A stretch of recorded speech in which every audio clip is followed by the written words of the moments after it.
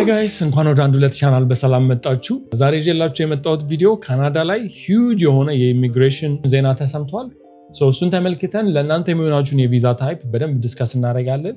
ስፔሻሊ ከ2026 እስከ 2028 ወደ ካናዳ ሪሎኬት ለማድረግ እያሰባችሁ ከሆነ ምን አይነት ቪዛ ነው ስዊት የሚያደርጋችሁ የሚለውን ነገር ዲስከስ እናደርጋለን። So I hope this video helps a lot of people. Please subscribe ማድረጋችሁን አትርሱ፣ ሼር እና ላይክ ማድረጋችሁን አትርሱ። Let's go to the video. ኦኬ ላስት ዊክ ይህንን ቪዲዮ ከሰራሁላችሁ በኋላ ቤዚክሊ እዚህ ቪዲዮ ላይ ያወራሁት ነገር ምንድን ነው፣ እንዴት ስተዲ ፐርሚት ስፔሻሊ ከኢትዮጵያ ወደ ካናዳ አፕላይ እያደረግን ከሆነ the best way እንደሆነ ዲስከስ አድርጌላችኋለሁ። ነገር ግን ያወጡት አዲስ ኢሚግሬሽን ሌቭል ላይ ትልቅ የሆነ የቴምፖራሪ ሬዚደንቶችን ቁጥር የሚቀንስ ህግ አውጥተዋል። በዛ መሰረት አሁን ላይ ላስት ይር ከነበረው ከ673650 ሰው ወደ 385000 ሰው ሪዲዩስ አድርገውት የቴምፖራሪ ሬዚደንሶችን ቁጥር 43% ሪዲዩስ ለማድረግ ሞክረዋል። ቴምፖራሪ ሬዚደንት የምንላቸው just for your information ስታዲ ፐርሚት ያላቸው ቪዚተር ቪዛ ወይም ደግሞ ወርክ ፐርሚት ለአንድ ዓመት ወይ ለሁለት ዓመት ወርክ ፐርሚት ቪዛ አግኝተው የመጡ ሰዎችን ነው። ይህንን ቁጥር ስንመለከት ሺፍት ማድረግ አለብን ቪዛ አፕሊኬሽናችንን ከቴምፖራሪ ሬዚደንሲ ወደ ፐርማነንት ሬዚደንሲ። you have to plan ahead በደንብ ስትራቴጂክ በሆነ ወይ ፕላን ማድረግ አለባችሁ። ለዛ ነው ዛሬ ስለ ኤክስፕረስ ኢንትሪ በደንብ ላወራችሁ የመጣሁት። እንዴት ነው ኤክስፕረስ ኢንትሪ ለእናንተ ስዊት የሚያደርጋችሁ፣ እንዴት ነው ደግሞ the best way ሊሆን የሚችለው። ዌብሳይታችን ላይ ብዙ ነገሮችን ኢንክሉድ አድርገናል። ስፔሻሊ ልክ ህግ ከወጣ ከአንድ ቀን በኋላ ቁጭ ብለን በደንብ መስራት ጀመርን። ኤክስፕረስ ኢንትሪ ላይ ሰዎች እንዴት አፕላይ ማድረግ እንደሚችሉ፣ ምንድነው የሚያስፈልጋቸው የሚለውን ነገር ዌብሳይታችን ላይ ገብቼም ደግሞ ዴሞንስትሬት አደርግላችኋለሁ አዲስ ያስገባነውን ኢንፎርሜሽን። አይ ሆፕ በዛ ወይ ተጠቀማላችሁ ብዬ አስባለሁ።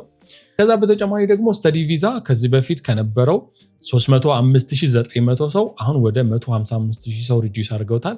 this is 49% የሚሆን ቼንጅ ነው ያደረጉት። ኤጀንት ጋር ሄዳችሁ ከ2026 እስከ 2028 ካናዳ በትምህርት መሄድ ትችላላችሁ ካላችሁ the probability of you getting study permit በዚህ ጊዜ ውስጥ is going to be very low። በጣም ትንሽ ነው። unfortunate የሆነ ዜና ነው guys፣ ግን ደግሞ ምንም ማድረግ አንችልም። ህጉን እኛ አላወጣንም። ልክ ያንን ቪዲዮ ከሰራው በኋላ የወጣ አዲስ ህግ ነው። I have to inform you ገንዘባችሁን ዌስት ከማድረጋችሁ በፊት መናገር አለብኝ። እዚህ የስተዲ ፐርሚት ይሄን ያህል ከቀነሰ ቴምፖራሪ ወርከርስ ቪዛ ደግሞ ምን ይመስላል? ቴምፖራሪ ወርከርስ ቪዛ ትንሽ ይሻላል ከስተዲ ፐርሚት። ስተዲ ፐርሚት 155000 ሰው ብቻ ነው ያለው። ቴምፖራሪ ወርከርስ ቪዛ ግን 230000 ሰዎች አሉ this year አክሰፕት ለማድረግ እያሰቡት ያለው። ከነዚህ መሃል ኢንተርናሽናል ሞቢሊቲ ፕሮግራም 170000 ሰዎች፣ ቴምፖራሪ ፎሬን ወርከርስ ፕሮግራም ደግሞ 60000 ሰዎች። በአጠቃላይ 230000 ሰዎችን ወደ ካናዳ ለማምጣት የካናዳ ገቨርንመንት ፕላን አድርጓል። ሂውጅ ሺፍት አለ። ግን ደግሞ አንድ ነገር የምላችሁ ስቲል አፕላይ ማድረግ እያሰባችሁ ከሆነ ካናዳ ዲስካሬጅ ዳትኑ ጀስት ስትራቴጂክ መሆን ያለባችሁ። the thing is ማለት ነው በዚህ 2-3 ዓመት ውስጥ ደግሞ ሌላ ኢሚግሬሽን ቼንጅ ሊያደርጉ ይችላሉ። አዲስ ለውጥ ካለ እዚህ ቻናል ላይ ፕሮሚስ ዩ ልክ ዜናው እንደመጣ within like 1 or 2 days ለእናንተ ኢንፎርም እናደርጋችኋለን።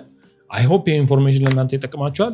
ይሄን ያህል ትልቅ ለውጥ ካለ ምንድነው ማድረግ ያለብን ወደ ካናዳ ለመምጣት እያሰብን ከሆነ ስፔሻሊ በአዲሱ ህግ መሰረት ምን ማድረግ አለብን የሚለውን ነገር በደንብ እናወራ።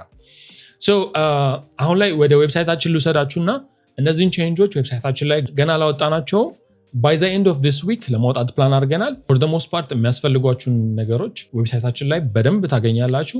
everything for free ነው የተሰራው። ገብታችሁ ቼክ አድርጉ። let me just take you back to the website. okay guys, ወደ ዌብሳይታችን እንውሰዳችሁ። እነዚህ ቼንጆች ገና ዌብሳይታችን ላይ ኢንክሉድ አልተደረጉ፣ ምክንያቱም ገና ህጉ ከወጣ አንደኛ ሳምንቱ ነው። እኛም ዌብሳይታችን ላይ አፕዴት ለማድረግ ትንሽ ጊዜ ያስፈልገን ነበር። ነገር ግን ኮዱ ኢምፕሊመንት ተደርጓል። ኤቭሪቲንግ ተሰርቶ አልቋል። የሚያስፈልጓችሁን ነገሮች እዚህ ሊንክ ላይ ዴሞንስትሬት አደርግላችኋለሁ። ልክ ዌብሳይቱ አፕዴት ሲደረግ ኤቭሪቲንግ ፉሊ ፎር ፍሪ አክሰስ ማድረግ ትችላላችሁ። ሌትስ ጎ ቱ ዘ ዌብሳይት። ከላይ ያለውን ነሰሰሪ ኢንፎርሜሽን ከሞላችሁ በኋላ ወዴት ሀገር አፕላይ ማድረግ ያስባሉ ይለናል። ከዛ ካናዳ እንለዋለን። ከዛ ካናዳ በምን መንገድ ለመሄድ አስበዋል? ብዙ አይነት ኦፕሽኖች አሉ። ቅድም እንዳልኳችሁ ሙሉ ጊዜ ልማር፣ የአጭር ጊዜ ኮርስ፣ የትዳር፣ ለስራ፣ ኤክስፕረስ ኢንትሪ፣ ለጉብኝት፣ 1 ለ5 የተለያዩ አይነት ኦፕሽኖች አሉ። let's say with express entry ምክንያቱም ስለ ኤክስፕረስ ኢንትሪ ነው በደንብ እያወራን ያለ ነው። ኤክስፕረስ ኢንትሪ ላይ one of the requirements are እድሜ ነው። እድሜያችሁ ከስንት እስከ ስንት ሬንጅ ያደርጋል? ከ18 እስከ 29፣ ከ36 እስከ 45፣ ከ30 እስከ 35። let's say you're a little bit older, pop-up ይመጣል። እዚህ pop-up ምንድነው የሚለው እድሜው ከመመዝገብ ከተፈቀደው መጠን በላይ ነው፣ ነገር ግን የሙያ ልምድ ካለው ሊያመለክቱ ይችላሉ። ይሄ ማለት like necessarily በቃ አፕላይ ማድረግ አትችሉም ምናምን ሳይሆን ግን በፖይንት ቤዝድ ነው። ሶ የካናዳ IRCC ዌብሳይት ላይ ፖይንታችሁን አክሰስ ስታደርጉ እድሜ ራሱ ፖይንት አለው። the younger you are the ፖይንቱ እየጨመረ ይሄዳል ማለት ነው። let's say ከ30 እስከ 35 ብለን እንምለው። የትምህርት ደረጃዎት የዩኒቨርሲቲ ዲግሪ፣ የማስተርስ ዲግሪ፣ የፒኤችዲ፣ የቴክኒክ ኮሌጅ ወይም የመካከለኛ ትምህርት። ትምህርቴን አላጠናቀቅኩም this is where you have a problem so እንዳልኳችሁ በዚህ ቪዛ የምታገኙት it's not technically የቴምፖራሪ የሆነ ቪዛ አይደለም it will be permanent residency so እዚህ ሀገር ስትመጡ permanently እዚህ ሀገር እንድትኖሩ ፈቃድ ይሰጣችኋል ማለት ነው። ግን the thing is you're going to be an economical immigrant that means በምታመጡት ኢንፑት ነው እዚህ ሀገር አክሰፕት የሚያደርጓችሁ። so ትምህርቴን አላጠናቀቅኩም ካላችሁ ትንሽ የፖፕ ይመጣል። ኤክስፕረስ ኢንትሪ ለማመልከት ቢያንስ የመካከለኛ ወይም የዩኒቨርሲቲ ዲግሪ ያስፈልጋል። let's say I have a bachelor's degree ወደ ቀጣይ ጥያቄ ሄድኩኝ። የሙያ ልምድ አለዎት? so the thing is ከተመረቃችሁ በኋላ ትንሽ የሙያ ልምድ አላችሁ የላችሁ? so ይሄንን በደንብ ኢንክሉድ እያደረግን ነው እየሰራንበት ነው። የብዙ ዓመት ልምድ ካላችሁ ፖይንታችሁ እየጨመረ ይሄዳል ማለት ነው። የሙያ ልምድ ከሌላችሁ የሆነ ፖፕ አፕ ታያላችሁ። ቢያንስ 1 ዓመት ወይም ከዛ በላይ የስራ ልምድ ያስፈልጋችኋል። ግን let's say I say ከ4 እስከ 5 ዓመት ልምድ አለኝ። ኢንጂነሪንግ ላይ የሰራችሁ፣ ቴክኖሎጂ ላይ IT ላይ የሰራችሁ ሰዎች እነዚህ ነገሮች ነጥባችሁን እየጨመሩ ይሄዳሉ ማለት ነው። እሺ የቋንቋ ብቃት ወይም IELTS ተፈትናችኋል? አንደኛው ሪኳየርመንት ለኤክስፕረስ ኢንትሪ IELTS ነው። IELTS ተፈትናችኋል አልተፈተናችሁ የሚለውን ነገር you have to fill it። አንዳንድ ሰዎች ደግሞ የፈረንሳይኛ ፈተና if you're familiar with French so select ማድረግ ትችላላችሁ። አሁን IELTS ወይም ደግሞ TEF ውጤት አለኝ። የቤተሰብ ሁኔታ ቤተሰብ አለዎት ከእርሶ ጋር የሚሄድ ይሄ ነጥቦን ኢምፓክት አያደርግም፣ ግን ደግሞ ሰሌክት ማድረጉ አይከፋም። let's say አሁን ቤተሰብ አለኝ። ባለቤቱ የቋንቋ ብቃት ወስደዋል አልወሰዱ? let's say ባለቤቱ እንግሊዝኛ ፈተና ተፈትነው ከሆነ ተፈትነዋል። ቀደም ሲል ካናዳ ተምረዋል ወይም ሰርተዋል? አዎ let's say ካናዳ ሰርቼ ወይም ኖሬ አላቅም በሚለው እንሂድ። የገንዘብ ዝግጅት so the thing about express entry ገንዘብ ኖሯችሁ እንድትመጡ ነው ኤክስፔክት የምትደረጉት አትሊስት ለ1 ዓመት so በትንሹ እስከ 13000 የካናዳ ዶላር እንዲኖራችሁ ኤክስፔክት ትደረጋላችሁ።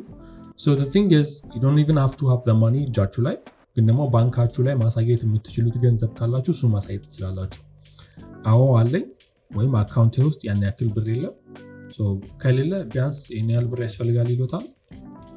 እናልፋለን። የሰራነው ዌብሳይት ምንድነው የሚያደርገው? ያስገቡትን ኢንፑት ተጠቅሞ ይሄንን PDF ይሰጣችኋል።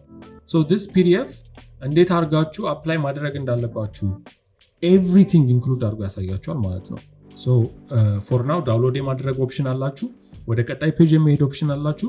so እሱን ሌላ ጊዜ በደንብ አወራችኋለሁ፣ ግን for now ዳውንሎድ አድርጋችሁ ይሄንን ኢንፎርሜሽን ዳውንሎድ ያደርገዋል ፔጁ፣ ከዛ ፐርሰናሊ መጠቀም ትችላላችሁ ማለት ነው። so ይህን ይመስላል። okay guys thank you so much ቪዲዮውን ስላያችሁ I hope you enjoyed the video። ከዚህ በኋላም ብዙ እንደዚህ አይነት ቪዲዮዎችን ሰራላችኋለሁ። አዳዲስ ኢንፎርሜሽኖች ካሉ ስለ ኢሚግሬሽን ገንዘባችሁን ለኤጀንት ከመክፈላችሁ በፊት ዌብሳይታችንን ቼክ ማድረጋችሁን አትርሱ። አዳዲስ ኢንፎርሜሽኖች በቅርብ እንለቅላችኋለን። እነዚህ ኢንፎርሜሽኖች ለብዙ ሰዎች ይጠቅማሉ። ይህን ዌብሳይት በደንብ ለብዙ ሰዎች ሼር አድርጉ። ላይክ ማድረጋችሁን አትርሱ። ቪዲዮውን አልጎሪዝሙን በደንብ ፑሽ ያደርገዋል። ሰብስክራይብ አድርጉት። ኮሜንት ማድረጋችሁንም አትርሱ። በጣም አመሰግናለሁ የሰጣችሁን ስላላችሁ ፖዚቲቭ የሆነ ፊድባክ። Thank you so much. Next week ደግሞ በሌላ ቪዲዮ እንገናኛለን። ቻው